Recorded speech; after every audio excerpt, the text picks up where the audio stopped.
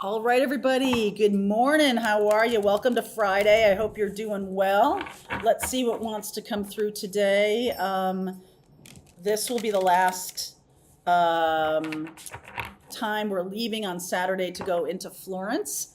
So I'm really enjoying this trip. We've been at this kind of monastery thing, which is why it's so dark in here, for about a week doing a writing retreat. I've really enjoyed it, met a lot of amazing people from all over the world, and just want to say very, very deep gratitude to Mark Matusek, who is a wonderful teacher, very insightful and helpful, and I just can't say enough about it. So this retreat was really wonderful. And if you get a chance to go on a Mark Matusek retreat, I highly recommend it. I went to one in Costa Rica last year and equally as amazing. All right, so let's see where we're going. That's the Mark Matusek testimonial. Air, he doesn't even know I'm saying that. Air, boundaries, divinity, and the guides coming up. Wow. Okay. Some of you are stepping more into your divinity. I know that there's been a lot of transformative energy for me this week. I'm focusing on my own transformation. So that's, it's purposeful, and it's also, it's on purpose, it's purposeful, it's soulful. So it meets all my requirements. And some of the things we do talk about, or I have been talking about this week, is boundaries, the setting of boundaries, and also recognizing your own divinity. To set boundaries is to be respectful of the self. And that's something that we've talked a lot about on this channel. And I just want to say that, that's something, setting boundaries also around your spiritual practice, or what you're doing to keep connected to your own divinity, to keep connected to spirit, setting boundaries around that in particular. For some of you, there's some really interesting ideas that are about to flow when you do this. All right. Oh yeah. Transformational ideas, shift. Wow. Wow. Home. There's a possibility that some of you are going to, once you do this, the new place comes into view, the new life path comes into view. For some of you, you will be shifting home, or going to a new place to live, going to a new place to be, whatever it is. It just feels so dynamic. This feels like a very dynamic shift. Up the air conditioning. It's quite sticky and hot here today. So some of you could be moving, right? Like, you make a boundary, you make a choice, you make a decision, you're choosing some kind of timeline that the guides are bringing to you. So if you have some kind of idea or a plan, you're already getting the ideas and the plans, and you're saying, okay, show me the next step. Just show me the next step. Sometimes we create goals that are like out there, so big that we never get started on them. So the best way to kind of overcome, it's not even procrastination. It's just like, I don't see the path to get where I want to go. Do things in milestones, okay? And also, okay, yeah, I want to be a best-selling author. Awesome. So what's the first step? Well, first step might be that I'm coming up with my idea, or I'm taking a writing workshop, or I'm getting set up with my computer. But every single day, take a step in that direction. Don't let the website or LLC stop you. Don't let these things that are kind of nuts and bolts stop you. I know sometimes when I'm going around the house and I'm doing little projects, I can get stopped in terms of, I need a different tool to do this, or I don't have this kind of soil when I'm planting things, or something will stop me, and then I'll have to go out and get it, right? And it takes some time. I just want you to be a little persistent, and also give yourself manageable bite-sized tasks as you go towards being a best-selling author, or starting your own practice of some kind. Right? I want to meditate. Let's just talk about a personal goal. I want to be more meditative. I want to connect with my guides more. It's probably not going to work if you put yourself on some super rigorous schedule that means that it really interferes with your life. You're going to drop it. Okay.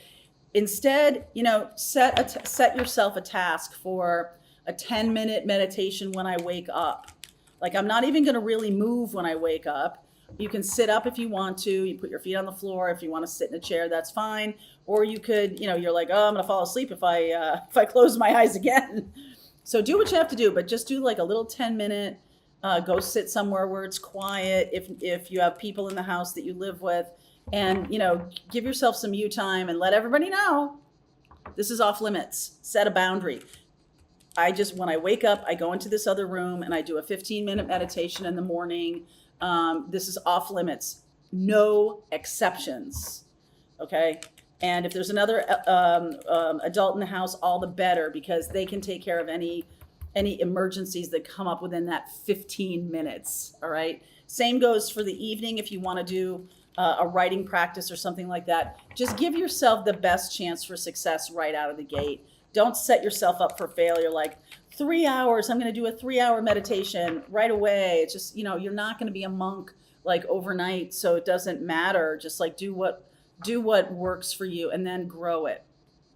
All right. So underneath is the King of Swords, the Page of Pentacles, Temperance, Four of Swords, and the Two of Cups. So some of you have asked for a relationship, a healthy relationship. And I feel like that's been granted. I just have to say to you that because you've created boundaries, because you've been doing your work, because you're ready, your healing work, it's very clear to me that some of you are bringing in a partnership, or maybe a business partnership, or someone who can help you with your mission, someone who can help you on your path. It could also be a love partnership, or it could be both. It could be somebody who's assisting you in mission and purpose, and they are a love partner. Either way, this is an opportunity for learning. Okay, an opportunity for transformation. This is wild that we're getting shift and transformation all together. Shift and transformation. And then we've got this home card, which can be about finding home in yourself or actually moving to a new place. So 6 of Wands, 9 of Wands.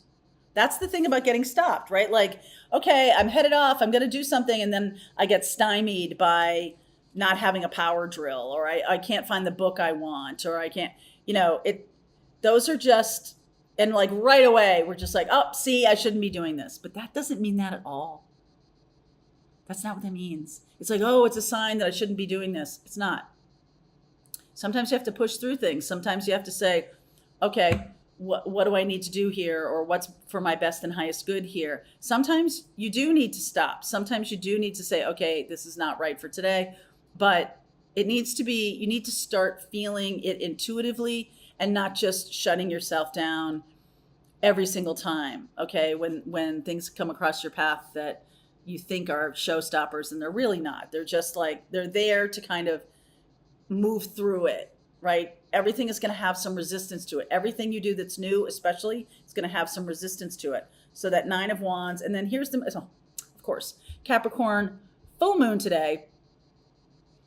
The sun is in Cancer, the moon is in Capricorn, so they're opposite 1 degree. 1 degree of Capricorn, that's where that full moon is. We've just had the sun move into Cancer. So I will be starting tomorrow's all Zodiac reading with Cancer.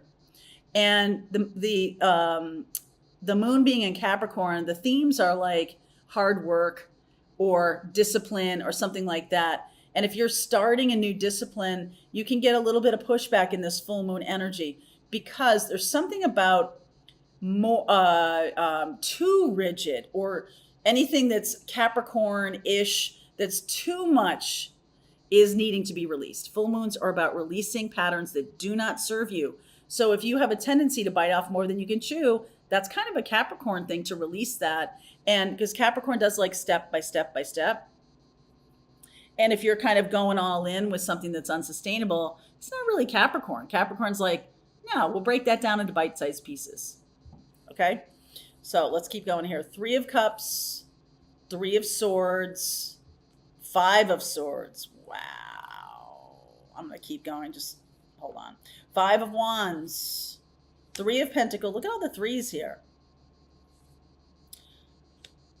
Tower. Some of you are really going to be pushing through either a person, you don't push through a person, but like it can be people that are stopping you right now. So having kids or spouses or a relationship that's ending or that's not good anymore, and there's no amount of work. I've been seeing this for a couple of days. No amount of work, no amount of Capricorn application is really going to align with your heart. And that feels like a broken heart to me. That feels like I've really put so much energy and time into this, and it's still sort of not working. Okay, it's still not working. It might have been good in the past. There might have been some flair or drama or something about this connection or something about this path gave you some kind of feeling of being celebrated. So you see this is Six of Wands, and then the people are celebrating, right? It's funny because, we have full moons and new moons, especially solstice time. There's a lot of women's circles, right? There's a lot of that kind of thing. And those rituals and ways of communal celebration can be showing us or giving us strength in our transformations, giving us the strength to shift into something new. I'm always surprised. I don't know why I'm surprised, because I've done lots of retreats. I've been involved in them. I've done them. We're doing one. Don't worry. We're really going to do it. I promise. And I'm at the end of them, I'm always surprised at how close you are to the people that you're in the retreat with that were just strangers like 6 days ago. But there's something about the communal sharing. The kinds of retreats I go to are about self-learning, self-awareness, shifting, moving things out that don't work anymore, transforming into the person you're becoming or starting that process. And I feel like sometimes we run aground with a situation like this right now in front of me here with this Five of Swords and Five of Wands. This is like other people not being super happy that you're changing. So there can be a need to release. Something in this full moon is going to have some kind of blowback with you. Let's clarify what this Five of Swords is. Blame it on the moon. It's Cosmo's moon. What's that quote from? Drop it in the comments.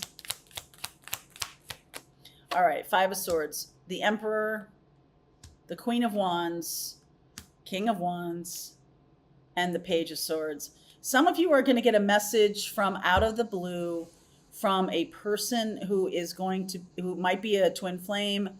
Some of you are thinking that that's not going to happen. That's never going to happen, whatever. And the Capricorn moon and the Cancer sun is just shifting something in such a big way that there's a sense of passion. This is all fire energy. And the Page of Swords comes through. So what does the moon have to do with this? Blame it on the moon. Queen of Cups. This person's heart is activated. Wow. King and Queen of Cups, King and Queen of Wands, Chariot. Lots of Cancer energy there. And the Judgment card. I just feel like somebody you're dealing with finally pushes through. This could be you or someone you're dealing with. Finally pushes through some kind of boundary or barrier that's been stopping them. They finally say what they need to say. They finally see that it's just you've got to move through it. You might be the one who's moving through it, okay? And you're basically choosing a new timeline when you do something like that. This Three of Swords energy, look at that. King and Queen of Cups. So love energy is already there. The Judgment card, choosing a timeline of passion. Somebody could be leaving behind a very toxic relationship, drama, control, leaving that behind. Three of Swords. Four of Pentacles, held on for dear life. Wow. Empress, Page of Wands, and the Two of Swords. Some of you are going to be caught off guard by this. I think some of you are going to be caught off guard by this person showing up or saying, even just communicating, because this is this communication. And they might have held on to what was going on for them, but they finally pushed through it. So it's like something is no longer a boundary or a barrier. Something, money, children, something is no longer a barrier. And I feel like this Five of Wands is about conflict. And I just see this kind of peaceful, divine feminine energy of just awaiting something. And then there's a tower. So, what is this tower about? Seven of Wands, Five of Cups, Justice, Ace of Cups. This person has resisted. This could be you too. You might have resisted quitting a job because you thought it was by leaving that you'd be leaving somebody high and dry, or you'd be not, it wouldn't be good form to do that. And some of you have just pushed through it and said, you know what, my needs matter too. My needs matter too. I'm pushing through this. So I'm going to have the conflict. I'm going to know that someone is heartbroken or something is not, I just get this image of making some kind of decision to push through, and things are a little off, right? Just a little off.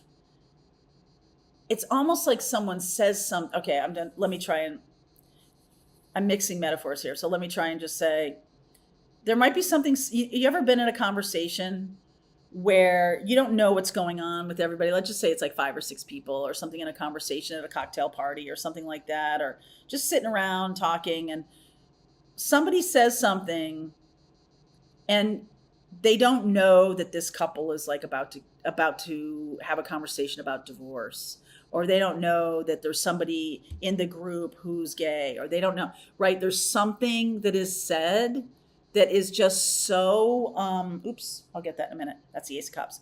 Something that is said that is like an invitation to go deeper, an invitation to fully open up and say something that is going to change everything. Whatever that is, it's an invitation to transformation. Somebody says something, and then you step into the breach and you say it, or your partner or somebody steps into the breach and just says it. It's no longer the elephant in the room. It's been said. And there's a sense of like, I've been trying to not hurt your feelings. I've been trying to hold my tongue, but I just can't do it anymore. Now I've like struggled with myself and wrestled with myself and stopped myself a million times, but I am just gonna, I have to say it. Like, you know, okay, this is a really awful thing to say, but I'm gonna say it anyway, because you know me. I'm just gonna use movies, not a real life example, because I feel like this is a very tragic example, but right before someone decides that they want to make some kind of big decision in their life, and it can be a decision about divorce, it can be a decision about moving away, it can be some kind of, like, once someone makes a big decision, and I'm not even going to say the decision I was thinking about because I think it's not appropriate for this, but once you make peace with your decision, or once this person makes peace with their decision, they're looking for an opportunity. So we've gone from this, like, I'm thinking about it, to a moment in time when I'm going to say it. So like at work, let's just say there's a conversation. I get the feeling that there's a lot of people involved in this conversation, like completely unwittingly. It's not like I brought you all here today to discuss this. It's sort of like there's just lots of things going on. Maybe everybody's just like hanging out in the boss's office, or there's some kind of conversation and the boss says something about, we're, you know, a couple of clients have decided not to renew their contracts.